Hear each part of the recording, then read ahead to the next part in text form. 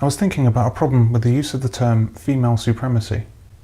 Feminism is the pursuit of female supremacy, but it's a concept many people struggle with because it sounds extreme. Supremacy sounds grand and powerful, striking and dominant, clearly unjust and oppressive when prepended by any group. A bit like this. It had become, in short, an England completely dominated by the female sex. Even the Union Jack had now become the Union Jill, a sad travesty of its former self. But of course it's not really like that. So what is meant by female supremacy? How does it describe the ardent desires of feminists and the more ordinary desires of women? Female supremacy is not always obvious, like bias towards women in the family court, or exemption from selective service, or unfair allocation of healthcare resources, etc. Rather than a clenched fist, it's more often like a concealed gun in the room. It's not in your face, but rather hidden in plain view. Female supremacy is soft and suffocating. It's about women being favoured and handed advantage or victory over men on every occasion possible. Women must win and be seen to win. Men, of course, enable and promote this behaviour by offering no resistance to the demands of women and the state. So what does female supremacy look like? The principal issue with Donglegate is that it was a convention under a code of conduct written by feminists. Therefore, each and every woman in attendance was essentially the equivalent of a card-carrying feminist. Like this. If you would shut the fuck up for the 50th millionth time, I'm reading, fuckface. The code of conduct was wrapped around every female at the convention in a way that perhaps Batfink could explain best. My wings are like a shield of steel. Every interaction between men and women under a feminist written code of conduct is subject to the ludicrous feminist ideas of man as oppressor and woman as victim. Which reinforces rape culture, which is part of patriarchy. So from the moment PyCon adopted the feminist policy, the convention became a mini patriarchy, with women suffering for being women at all times. So naturally, any offence taken by a woman could only be justified and must be punished. The men's joke in this case was not worthy of reprimand, and any sensible person knows it. Can I use a dongle with this? Does it make you uncomfortable to use the word dongle? Her complaint shouldn't have been entertained, but it was because it was a feminist view of the men's private interaction, which allows nothing to pass between men that any woman anywhere might take offence to, at any time, for any reason, even if that interaction was not sufficiently offensive in itself to upset anybody except the excessively sensitive. The joke was clearly not the issue. It was a woman feeling offended which was the issue. The men could have been making a joke about, I don't know, firing a squirrel from a catapult, or being mean to orphans, or whatever. The PyCon staff would have responded in the same way. The enforcement of a feminist policy simply equates to woman offended equals man at fault, who is probably a sexist, misogynist arse clown who attacks the rights of women everywhere. And he's a bastard. And then some. Any man who attends a Python conference or any other tech conference is now under the thumb of feminism and the toxicity of feminist thought. Any woman a man sits next to is empowered in that very unhealthy way we've all come to understand. It's unlikely, but she can do it if she likes. The code of conduct targeting men is primed and ready for her use, and if you're in her blast radius and you're male, you will pay the price. This is female supremacy.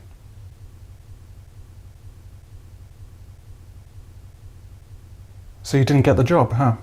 We need to make further progress on fairness, and that's why we will legislate to give more scope for employers, if they want to increase the number of women or black or Asian employees, to take positive action. Legally sanctioned and encouraged discrimination against men in hiring practices means that if you go up against a woman who is equally qualified, she gets the job and you don't. Every time. Why? Because she says she's oppressed, and we all submit to her victim status. Every time. That is female supremacy. In the UK, what used to be called the Boy Scouts organisation is required to admit girls. Why? Because women demanded it, saying that it's discrimination to restrict membership to boys. However, in contrast, the Girl Guides refuses to admit boys. Why?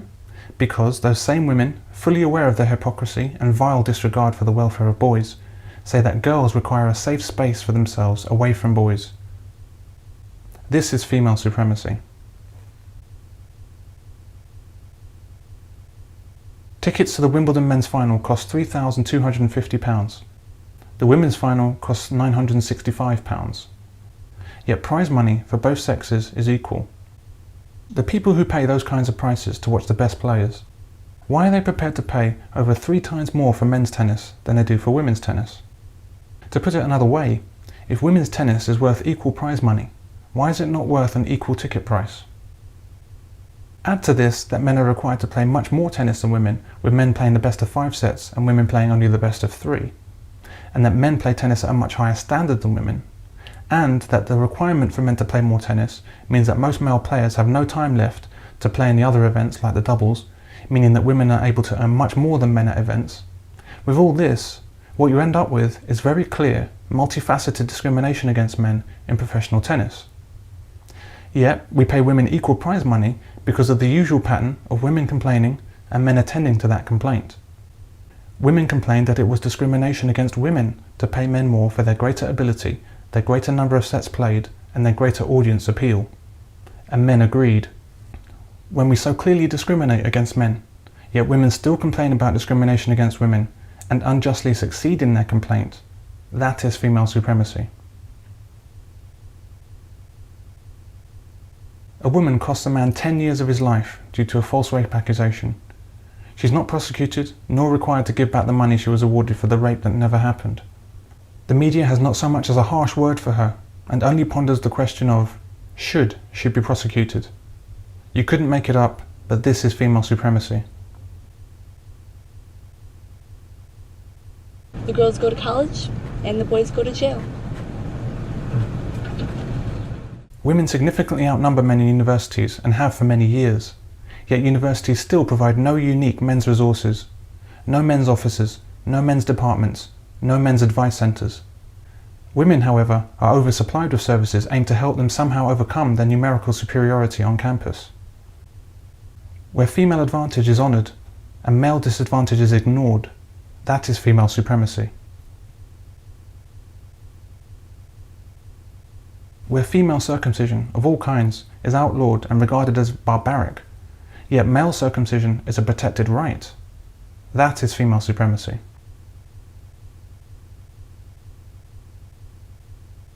Where urinals in a men's bathroom are removed due to the sensibilities of one woman who would never even see them. Where men are dictated to by women, even in how they take a piss. And when men comply, that is female supremacy. It's already public government policy to not sentence women as severely as men for a given crime. But when we actually contemplate closing women's prisons, and I predict this will be instituted in the UK within 5 years, with the reasoning that when a woman commits a crime, it's somehow less criminal than when a man commits that same crime. And at the same time we wax lyrical about how women are at least equal to and typically superior to men in all fields imaginable, including morally superior, that is female supremacy. The book has 4 main messages for men. The first is, help women sit at the table, help women reach for opportunities. Despite all of the progress women have made, we are nowhere close to having our share of the leadership roles. Where a woman can be at the top in industry, yet still behave as if she were at the bottom and ask for more for herself, or at least for her sisters, that is female supremacy. And in order to allow progress on women's representation in the House to continue, we'll extend the permission for all women shortlists for parliamentary selection until 2030. Where we potentially encourage the advancement of substandard people into our government, and where we also deny the advancement of better candidates under the mantra that it's to our benefit when women advance without merit, that is female supremacy.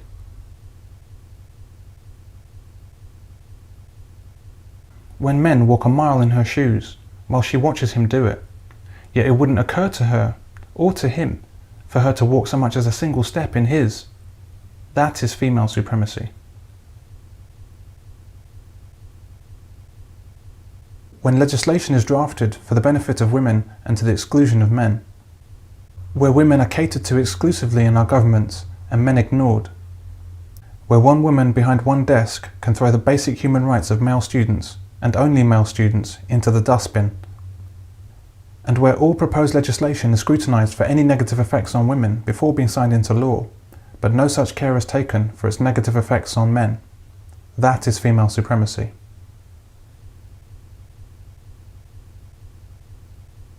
Endless tough women on our screens, juxtaposed with helpless women. Now you come on now, or you gonna regret it later. So she can show up with fresh bruises later, Ed. And never a missed opportunity for bad men to be taught the error of their ways towards women by one of a few good men. The good man will beat the bad man and stand up for women. Every major show or film will feature domestic violence by a man, or a deadbeat dad, or both. So it is written in Hollywood, so it shall be shown on our screens. That is female supremacy.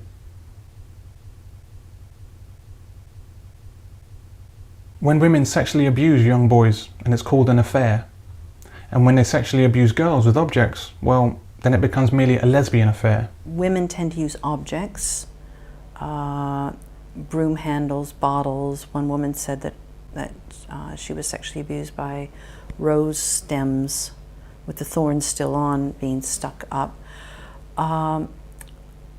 Women can be quite cruel using objects, but they're still after their own sexual gratification. And yet we still only choose to move men away from children on aircraft because women are the kinder, gentler, safer sex. Then that, most assuredly, is female supremacy.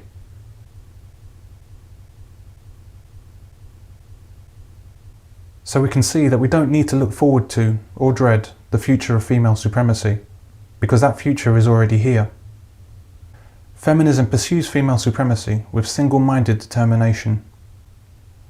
It relies on a relatively small number of hateful leaders and a huge number of useful and willful idiots. It is implacable and relentless. No advance made by women is enough. No advantage given to women is enough. Men cannot capitulate enough. Women simply demand more and more and more, indefinitely, with no end point, forever. You're fucking scum. You are fucking scum. Fucking rape apologist, incest supporting, woman hating, fucking scum. Is there someone else I can wait? Does someone follow me? Fucking scum. Yeah, just another. I just want to listen to someone else's opinion. I'm not even on a side here. I just listen to as many people as I can. You know what though? Why would you pay money to fucking support a fucking rape apologist if you weren't fucking one? I never heard him say anything that was. Well, it's fucking scum. Ask yourself honestly, is this the behaviour of a woman oppressed or a woman oppressor?